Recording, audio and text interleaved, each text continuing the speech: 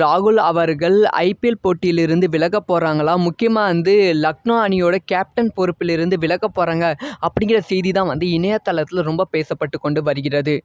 இதை பற்றி ரொம்ப டீட்டெயிலாக தான் பேச போகிறோம். அதாவது லக்னோ அணி போன மேட்ச்சில் மிகப்பெரிய தோல்வியை அடைந்தது. முக்கியமாக 10 ஓவரில் மேட்சை முடிச்சிட்டாங்க அப்படின்னு நான் சொல்ல வேண்டும். இது லக்னோ அணியோட கேப்டன் ராகுலுக்கு மிகப்பெரிய அடியாக விழுந்தது.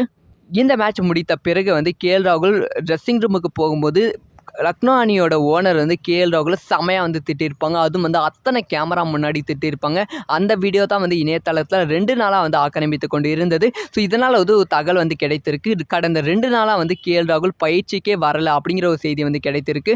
அது மட்டும் இல்லாமல் அடுத்து விளையாட போகும் 2 போட்டியிலும் ராகுல் இருக்க மாட்டாங்க. அவங்களோட கேப்டன்ஷிப் பதவியை விலக போகிறாங்க அப்படிங்கிற செய்தியும் கிடைத்திருக்கு.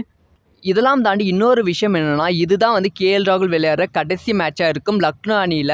லக்னோ அணியை விட்டு ராகுல் விலக போகிறாங்க, வேற ஒரு அணிக்கு தான் போய் விளையாட போகிறாங்க அப்படிங்கிற செய்தியும் கிடைத்திருக்கு. இதனால் ரசிகர்கள் நீங்கள் லக்னோ அணிலாம் வேணாம், ஆர்சிபிக்கு வந்துடுங்க. நீங்கள் ஆர்சிபிக்கு வந்தால் அது ஆர்சிபிக்கு பவராக இருக்கும். ஆர்சிபி கப்படிக்கும், உங்களை யாருமே எதுவும் கேட்க மாட்டாங்க. ஸோ நீங்கள் ஆர்சிபிக்கு வந்தால் தான் கரெக்டாக அப்படின்னு சொல்லிக்கொண்டு வருகிறார்கள். ஸோ இப்போ ராகுல் என்ன முடிவெடுக்க போகிறாங்க அப்படின்னு சொல்லி வெயிட் பண்ணி தான் பார்க்கணும். இதை பற்றி உங்களோட ஒப்பீனியன் என்ன?